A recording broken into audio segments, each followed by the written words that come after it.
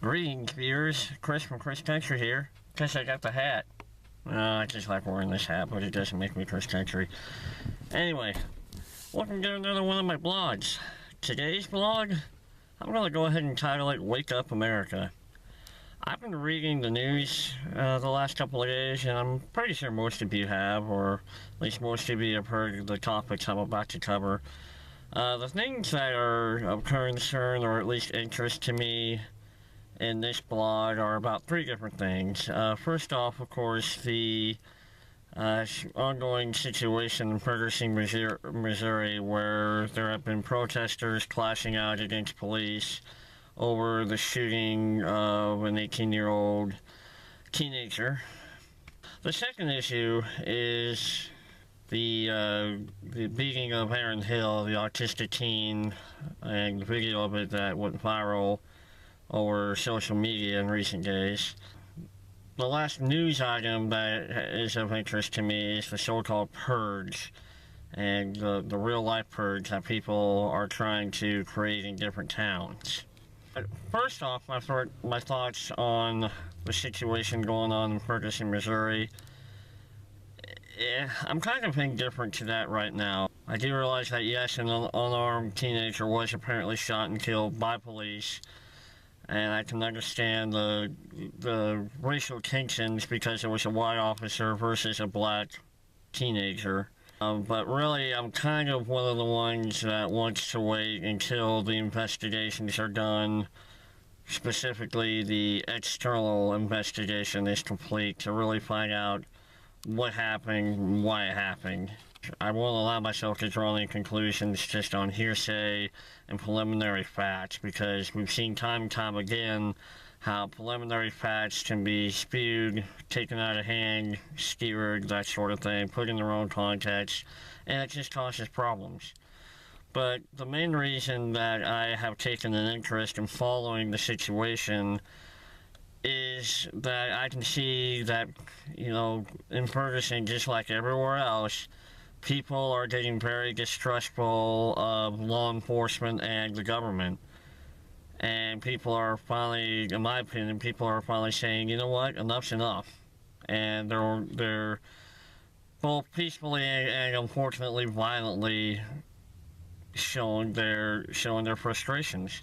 But I think it's about time. I mean, honestly, in the last few years, I've seen, along with many of my fellow Americans, I've just seen our government practically run rampant over its own citizens.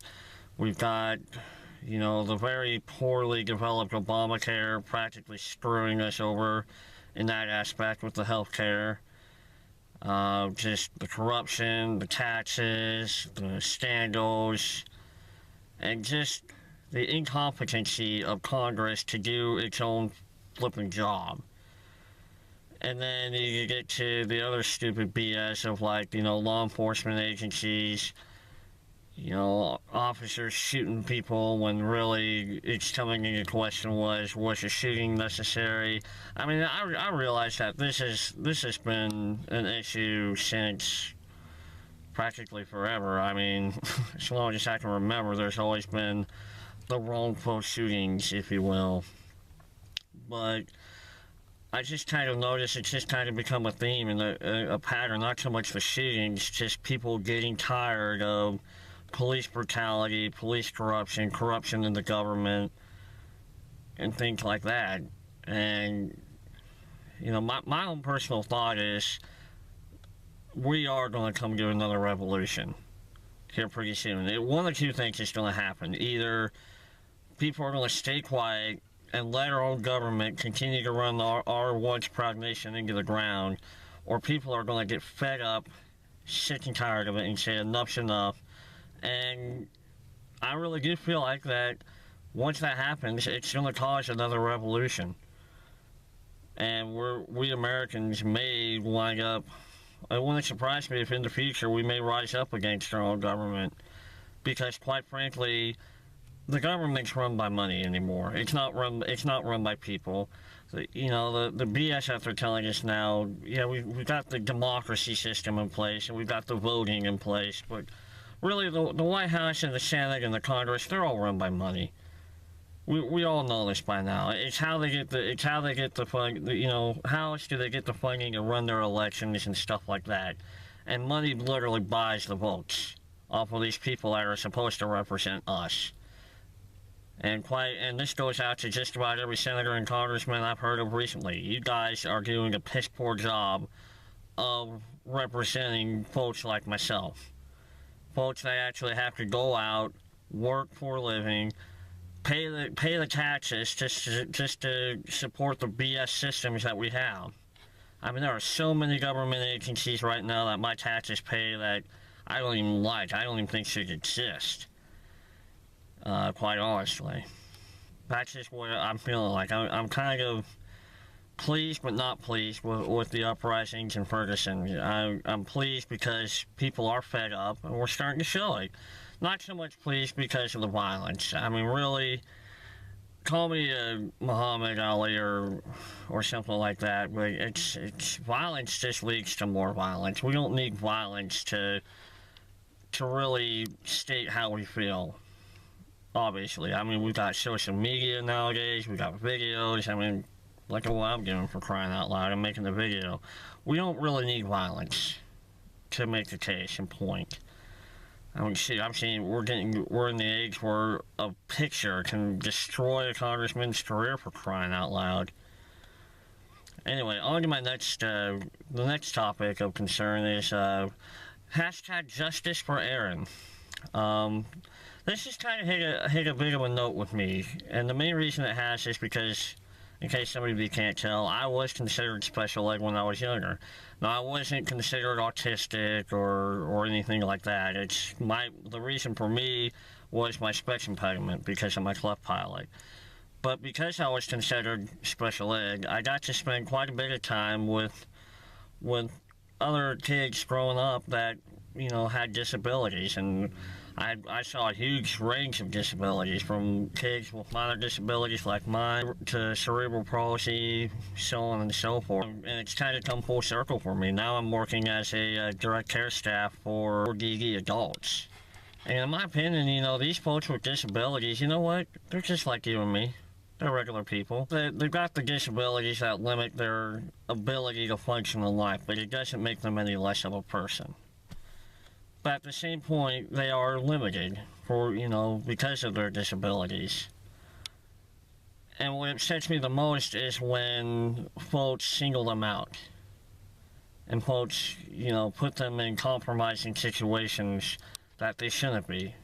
And I think this is exactly what happened at this party. First off, to the mother that, is allowing these teenagers in the house with alcohol, I'm sorry to say this, but quite frankly, that's just idiotic, for one thing. Having strange people come into your house, alcohol, and younger folks, you're just asking for trouble, for one thing. And from what I'm hearing, and from what I've read, and I've made sure to take time to read into this, from last night to this morning, it seems to me like a couple of people set this kid up. Either they didn't like him, they wanted to target him, what have you. They set him up. And essentially had this other kid either come try and shove him out. They were either trying to in my opinion, they were trying to embarrass him, or they actually wanted to pick on him and fight him, whatever. But you get alcohol thrown into the mix, and it causes a whole world of issues. And it led up to the situation that many folks have now seen on the video. I don't really believe there is a cover-up. I do believe that it does take time to investigate these things and things like that, but it needs to be done correctly and fairly swiftly. And to a point, I can believe that the Andrew Wheeler's parents' family didn't really have anything to do, per se, with the beating. I can't say this about this, and I kind of mentioned it in a couple of posts yesterday.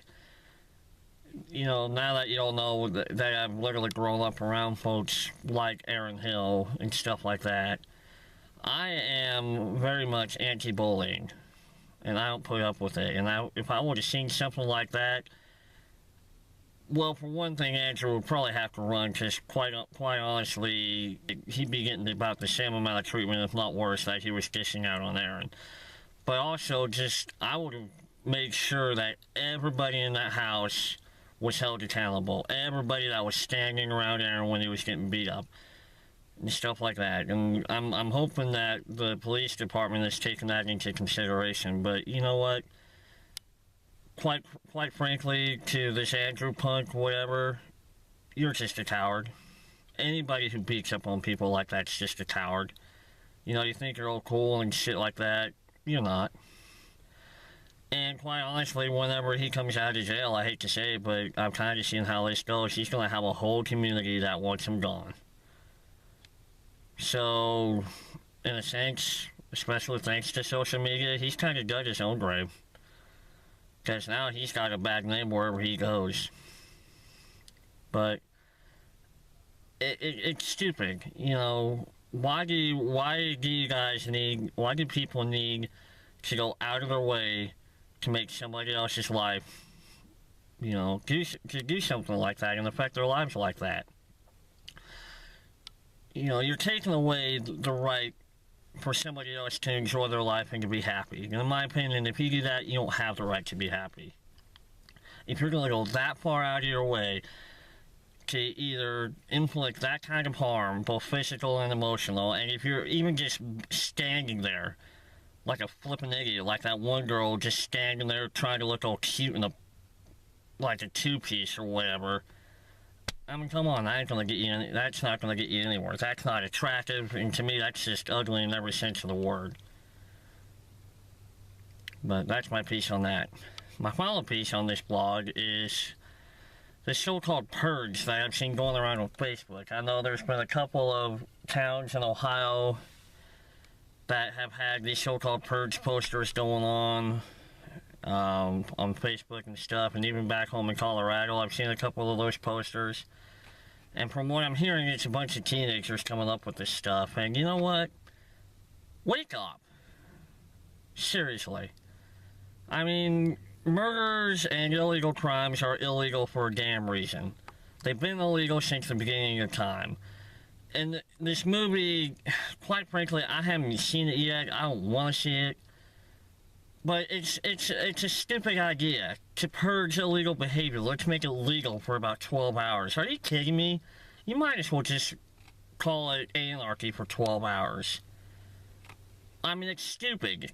You know, if you're going to sit around on your butt and come up with such a half-baked idea, why don't you use that kind of brain power to do something smart and productive? Get off your lazy butts, get off the damn computer, and just go outside and do something, but don't do this stupid bullcrap. It's stupid. I mean, is that what our generations are coming up to? Just trying to take these stupid movies and turn them into real life? It's stupid. It's immature and stupid. And irresponsible. And if you're watching this and you're, you know, thinking, you know, well, this looks kind of cool. In my opinion, it's not cool. It's just stupid. We've got more important issues going on in our nation.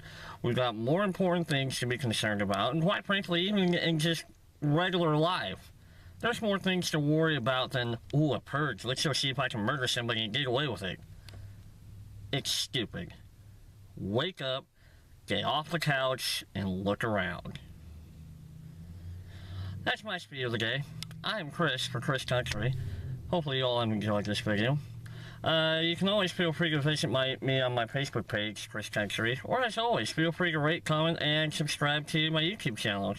I hope you're all having a wonderful day, night, week, weekend, whatever time it happens to be, wherever you may be at, and we will see you on the next video. See you later.